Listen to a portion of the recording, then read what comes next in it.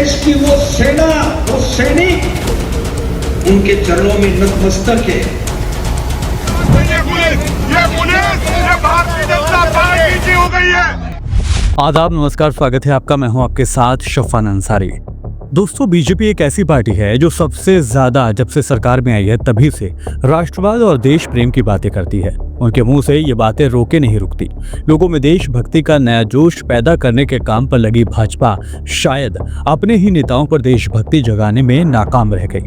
जी हाँ, हाल ही में मध्य प्रदेश सरकार में मंत्री विजय शाह का कर्नल सोफिया कुरैशी पर दिए गए विवादित बयान का मामला अभी शांत भी नहीं हुआ था कि इसी बीच प्रदेश के डिप्टी सीएम जगदीश देवड़ा के एक बयान पर फिर से बड़ा विवाद खड़ा हो गया है।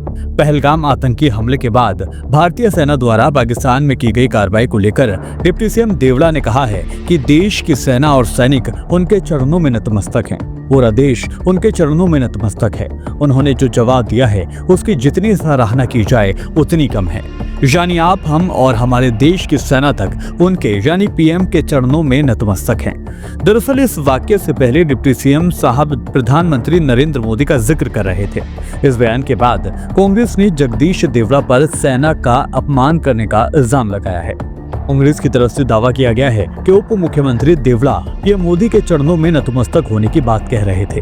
दरअसल मध्य प्रदेश के डिप्टी सीएम बीते गुरुवार को जबलपुर के दौरे पर पहुंचे हुए थे, जहां एक प्रोग्राम को खिताब करते हुए यानी संबोधित करते हुए देवड़ा ने कहा, जिन माताओं के सिंदूर को मिटाने का काम जिन लोगों ने किया, जिन आतंकवादियों ने किया और जिन आतंकवादियों को जिनने पाला, जो पाल रहे हैं, उनको नेस्त नाबूद नहीं कर देंगे तब तक चैन की सांस नहीं लेंगे। और यशस्वी प्रधानमंत्री जी को हम धन्यवाद देना चाहेंगे।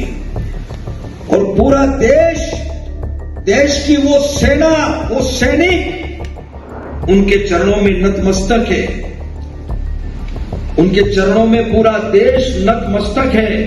उन्होंने जो जवाब दिया है उसकी जितनी सराहना की जाए, जितना कहा जाए, एक बार उनके लिए जोरदार ताली बजाकर दें।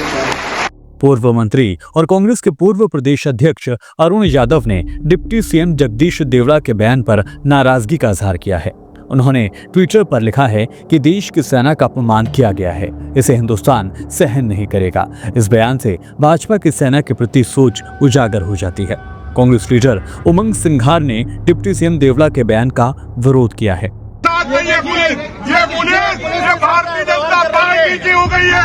ये देश की सेवा के साथ नहीं है पुलिस। ये जो भारतीय दोस्तों, मंत्री विजय शाह ने 12 मई को महू के रायकुंडा गांव में आयोजित एक सार्वजनिक समारोह में कर्नल सोफिया कुरैशी के खिलाफ आपत्तिजनक भाषा का इस्तेमाल किया था।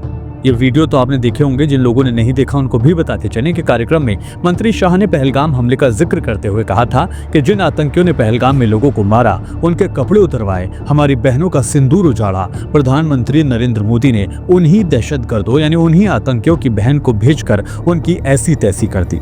इसके अलावा भी मंत्री शाह ने अपने बयानों में आपत्तिजनक भाषा का इस्तेमाल किया था। हालांकि मंत्री शाह साहब ऐसे हैं जो पहले से ही महिलाओं के खिलाफ आपत्तिजनक बयान देते नजर आते हैं। पूर्व सीएम शिवराज सिंह चौहान की पत्नी के खिलाफ भी बोले थे। खैर, मध्य प्रदेश मीडिया प्रभारी आशीष उषा अग्रवाल ने डिप्टी सीएम देवड़ा के बयान पर सफाई दी है। उन्होंने कहा कि जैसी नजर वैसे नजारे होते हैं, जैसे भाव होते हैं तो आपके सुनने के अर्थ में भी वैसे ही हो जाते हैं।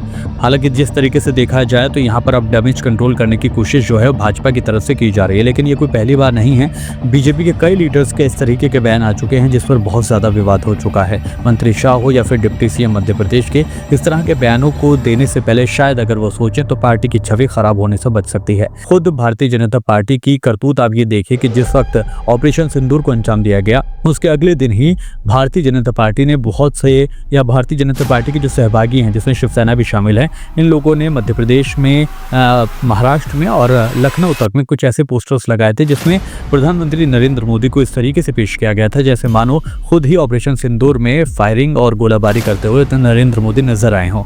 इस पर भी बहुत से लोगों ने एतराज जाहिर करते हुए कहा था कि बीजेपी अभी से ही ऑपरेशन सिंदूर को वोट बैंक में तब्दील करने की कोशिशों में जुट गई है। आपको क्या लगता है, भारतीय जनता पार्टी जो कुछ हाल ही के दिनों में हमने हिंदुस्तान और पाकिस्तान के दरमियान देखा, क्या इसको आने वाले चुनावों में भुनाने की कोशिश करेगी या फिर लोग इसको भूल जाएंगे?